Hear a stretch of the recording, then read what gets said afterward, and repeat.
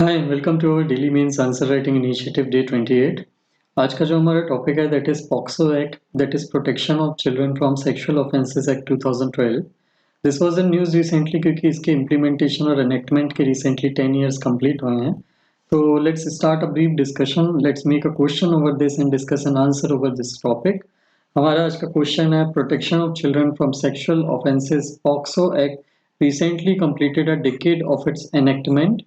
Enumerate the key provisions of the Act and analyze the performance of the same with the help of data and gaps in implementation of the Act. So basically the question has asked three things to us. The first is we need to discuss the key provisions or the salient provisions of the Act. The second is we have to make an appraisal of the Act कि past 10 years में इसका कैसा performance रहा है, क्या इसमें basically changes, क्या basically इसका स्टैटिस्टिक रहे हैं regarding the cases filed under it and the resolution of them. And lastly, we will have to list the gaps कि कौन-कौन से implementation या execution of this act के provision में कौन-कौन से gaps आज भी persist करते हैं. So let's start with our answer. Intro में we will discuss in brief about POCSO Act. Body part में we will discuss the key provision and the performance of the act and also the issues related to the act, and lastly we will conclude the answer. So, POCSO Act was enacted by Parliament in 2012 to prevent children aged less than 18 from offences like sexual harassment, sexual assault, child pornography. 2012 में ये act, इस act के अंदर में 18 से अंदर का कोई भी जो पर्सन है that will be considered a child, और उसके अगेंस्ट में कुछ क्राइम्स जो कि लिस्टेड हैं, कुछ ऑफेंसेस जो लिस्टेड हैं, वो जो है पीनलाइज किए जाते हैं। ये एक्ट जो है ministry of women and child development के अंदर में एनेक्ट हुआ था। इसके प्रोविजंस क्या हैं? First, it defines different forms of sexual abuse. इसमें अलग अलग टाइप के जितने भी सेक्सुअल अब्यूज के टाइप्स जो हैं वो बच्चों के ऊपर जो कमिट किए जा सकते हैं वो लिस्ट किए गए हैं। For example penetrative and non penetrative assault, sexual harassment and child video pornography. These are the offenses which have been listed under this act to be penalized. कुछ केसेस में offenses जो हैं वो aggravate consider किए जाते हैं, जो aggravate in the sense कि they basically attract higher form of punishment if committed. So ऐसे केस जैसे कि किसी mentally ill बच्चे का उसका abuse करना, या फिर abuse किसी ऐसे person ने commit किया है जो कि किसी पोजीशन ऑफ ट्रस्ट में या अथॉरिटी पे लोकेटेड है, जैसे कि family member, police officer, teacher, doctor, army का कोई सोल्जर। अगर इनमें से कोई पर्सन कमिट करता है ये क्राइम तो उसको एग्रेवेटेड सेक्सुअल असॉल्ट माना जाएगा और उसमें पनिशमेंट जो है वो ज़्यादा दी जाती है। द थर्ड प्रोविजन इज कि इस एक्ट के अंदर में जितनी भी प्रोसीजर हैं वो चाइल्ड फ्रेंडली होना चाहिए, जैसे कि रिपोर्टिंग से लेके recording of evidence, investigation, speedy trial of offences, जितनी भी प्रोसीजर कंडक्ट की जाती हैं जुडिशियल प्रोसीजर, वो सारी की सारी जो है वो चाइल्ड फ्रेंडली होना चाहिए। बच्चे को किसी भी काइंड का कोई इशू या ट्रॉमा फेस नहीं करना चाहिए वाइल द इन्वेस्टिगेशन इज और the conclusion of jury is going on. Then ये स्ट्रिंजेंट पनिशमेंट प्रोवाइड करता है एज पर द ग्रेविटी ऑफ ऑफेंस। इसमें 3 to 5 years से लेके डेथ पनिशमेंट तक का प्रिस्क्रिप्शन है बेस्ड ऑन कि क्राइम किस लेवल का कमिट किया गया है। देन पीपल जो ट्रैफिक करते हैं चिल्ड्रन को, उनके लिए भी इस एक्ट के अंदर में प्रोविजंस हैं in order to punish them. And lastly ये NCPCR and SCPCR, national commission for protection of child right, and SCPCR, state commission for protection of child right को इस एक्ट के मॉनिटरिंग, इम्प्लीमेंटेशन की monitoring की responsibility देता है। So these are the key provisions of the act. Let's move on to the salient features of the act. First thing is कि it is a gender neutral act, unlike section 376 of IPC जिसमें ये provision नहीं है कि कोई किसी man का भी रेप हो सकता है। द ओनली पॉसिबिलिटी इज सिर्फ वुमेन का रेप हो सकता है। ये पॉक्सो एक्ट ऐसा नहीं बोलता है। पॉक्सो एक्ट के अंदर में a child, whether it is a male और फीमेल चाइल्ड, उन दोनों का सेक्सुअल असॉल्ट हो सकता है, ऐसा इसमें रिकॉग्नाइज किया जाता है। तो it is a gender neutral act. The second provision is mandatory police verification. कोई भी ऐसी प्लेस जहाँ पे बच्चों का रेगुलर आना जाना होता है, जैसे कि स्कूल्स और केयर होम्स जहाँ पे बच्चे होते ही होते हैं, वहाँ पे जो स्टाफ होता है उनकी जो भी प्रोसीजर्स होती हैं उन सब का एक वेरिफिकेशन, पीरियोडिक वेरिफिकेशन होना कंपलसरी है कि वो जो वहाँ पे स्टाफ जो काम कर रहा है वो वेरीफाइड स्टाफ है कि नहीं, मतलब they have all the identity proof के बेस पे वो काम कर रहे हैं कि नहीं है, उनका कोई पास्ट क्रिमिनल रिकॉर्ड तो नहीं है। उन सारी टाइप की चीज़ें वेरिफिकेशन पीरियोडिकली करना कंपलसरी है। Then special juvenile police unit को रिपोर्टिंग का एक प्रोविजन है। अगर कोई भी पर्सन कोई चाइल्ड पोर्नोग्राफिक मटेरियल रिसीव करता है किसी भी फॉर्म में, तो उसको वो स्पेशल जुवेनाइल पुलिस यूनिट हर स्टेट हर डिस्ट्रिक्ट में एक पुलिस के अंदर में पुलिस सिस्टम के अंदर में एक अलग से एक यूनिट बनाई जाती है जो बच्चों से रिलेटेड केसेस को हैंडल करती है। उसको बोलते हैं SJPU, special juvenile police unit. और जहाँ पे नहीं है तो वहाँ पे पुलिस या फिर साइबर क्राइम पोर्टल को रिपोर्ट करना मैंडेटरी होता है।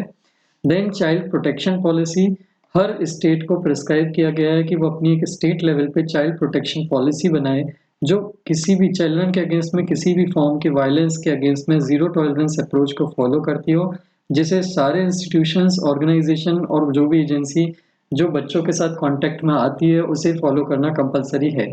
देन पीरियोडिक ट्रेनिंग, जितने भी सेंट्रल गवर्नमेंट और स्टेट गवर्नमेंट्स हैं उनको जो भी बच्चों के कांटेक्ट में आते हैं जो पर्सन्स रेगुलरली, उनके लिए periodically orientation program, sensitization workshop और रिफ्रेशर कोर्सेज कराने चाहिए ताकि वो बच्चों को चाइल्ड सेफ्टी और प्रोटेक्शन को इंश्योर कर पाएँ, उनको वो अपडेट रहें उन चीज़ों से जिससे वो चाइल्ड बच्चों की सेफ्टी और प्रोटेक्शन को अपडेटेड रख सकें।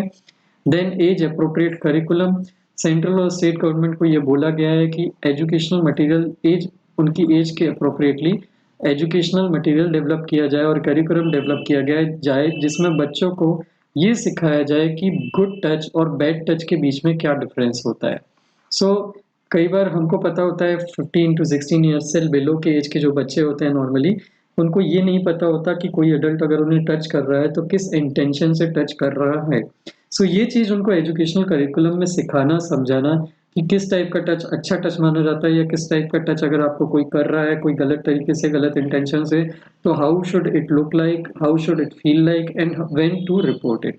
सो ये एक एज अप्रोप्रिएट करिकुलम यहाँ पे होना चाहिए। This is the most important point because more than half of the cases related to child sexual abuse never come into light just because child do not understand or child is not able to differentiate between good or bad touch. Then orientation program, lastly police personal और forensic experts जो हैं उनके लिए periodically orientation programme और intensive courses चलाए जाने चाहिए कि वो अपने बेस रेगुलर बेसिस में जो भी केसेस हैंडल करते हैं उसमें और कैसे एफिशिएंसी को अपनी इम्प्रूव कर पाएँ। So these are all the salient features of the act. Now let's move on to the performance of act. ये एक्ट जब से आया है, क्या स्टेटस हमको मिला है, पॉक्सो एक्ट का क्या स्टेटस हमको मिला है, चाइल्ड सेक्सुअल अब्यूज से रिलेटेड क्या डाटा हमको समझ में आया है और उससे हमको कुछ एविडेंसेस या कंक्लूजन निकालने में हेल्प मिली है। तो first thing we know about the performance of act is कि इस एक्ट के अंदर में एक्विटल कन्विक्शन से ज़्यादा है। जितनी भी ट्रायल हुई उसमें around 44% of trial ended in acquittal और उनमें से सिर्फ 14% एंडेड इन कन्विक्शन। एक केस पॉक्सो केस के अंदर में एक अगर केस कन्विक्शन में जाता है तो 3 एक्विटल होते हैं comparatively. Second issue is second performance, second statistic is penetrative sexual assault or aggravated penetrative sexual assault comprises more than half of the cases, total cases under this POXO Act. Thirdly, एक POCSO case को dispose करने में approximately 16 month, that is around more than near 1.5 year लगता है, जबकि इस act के अंदर में स्टिपुलेशन है कि कोई भी पॉक्सो का केस जो है वो with in a year resolve हो जाना चाहिए। Over the period of time pendency of POCSO case जो है ये इंक्रीज हो रही है ग्रेजुअली। 2019 और 20 के पीरियड में इसमें शार्प इंक्रीज हमको देखने को मिला था। देन पॉक्सो कोर्ट जो हैं सारे के सारे कोर्ट सारे के सारे डिस्ट्रिक्ट में डेजिग्नेट नहीं हुए हैं। It is the responsibility of judiciary कि वो हर डिस्ट्रिक्ट में एक अलग से कोर्ट जो है उसको डेजिग्नेट करे जो सिर्फ पॉक्सो के केसेस को हैंडल करेगा। सो ये पॉक्सो के स्पेशल कोर्ट्स जो हैं वो डेजिग्नेट सारे डिस्ट्रिक्ट्स में अभी तक नहीं हुए हैं। एज ऑफ 2022 सिर्फ 400 पॉक्सो कोर्ट्स जो हैं वो सेटअप हुए हैं 28 स्टेट्स में as part of governments fast track special court scheme. So these are the statistic related to the implementation of act की 10 सालों में क्या प्रोग्रेस इस एक्ट ने की है और क्या स्टैटिस्टिक हमको चाइल्ड सेक्सुअल अब्यूज से रिलेटेड देखने को मिले हैं। Now let's move on to the gaps related to the implementation of act. What are the issues in which have been pointed out in the past decade in the implementation of act. So the first thing is the time for disposal of cases जो है वो बहुत ज़्यादा है, जैसा कि हमने already discuss किया। It takes around 16 months for a POXO case to be resolved. Chandigarh और वेस्ट बंगाल ओनली स्टेट्स या यूटी मान लीजिए, आप कह लीजिए Chandigarh is a UT, so Chandigarh and West Bengal are the only states जहाँ पे जो एवरेज टाइम टेकन है कन्विक्शन का वो 1 ईयर के अंदर में है as per stipulated by POCSO act.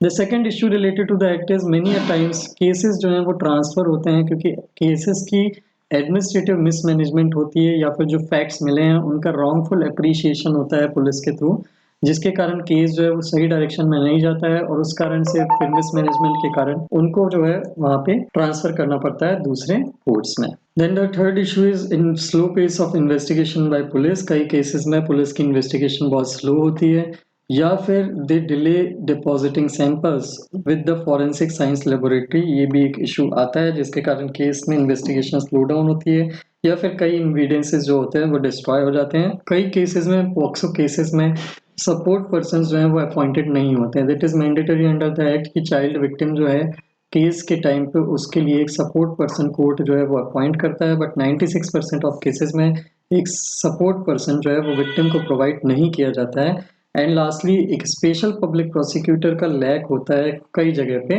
Most of the places पे जितने भी डेजिग्नेटेड कोर्ट्स हैं वहाँ पे एक स्पेशल पब्लिक प्रोसिक्यूटर जो है वो पॉक्सो के केसेस से हैंडल करने के लिए अपॉइंट किया जाना चाहिए, but most of the places पे there is lack of special public prosecutor. और जहाँ पे अपॉइंटेड किया भी जाता है वहाँ पे often it is employed for non POCSO cases. So these are all the gaps related to the implementation of the act, POXO Act. This ends our body part of the answer. Let's conclude our answer with the way forward. So the first thing we need to do is sensitize the public. Public को हमको sensitize करना है कि child sexual abuse कितने forms में होता है and why they should compulsorily report these crimes because child की मेंटल और फिजिकल वेलबींग पे नॉन लॉन्ग टर्म में उसका बहुत इम्पैक्ट पड़ता है। सो सेंसिटाइज द पब्लिक कि आपको अगर कहीं भी दिखता है किसी चाइल्ड के साथ अब्यूज होता हुआ तो do report it to the public.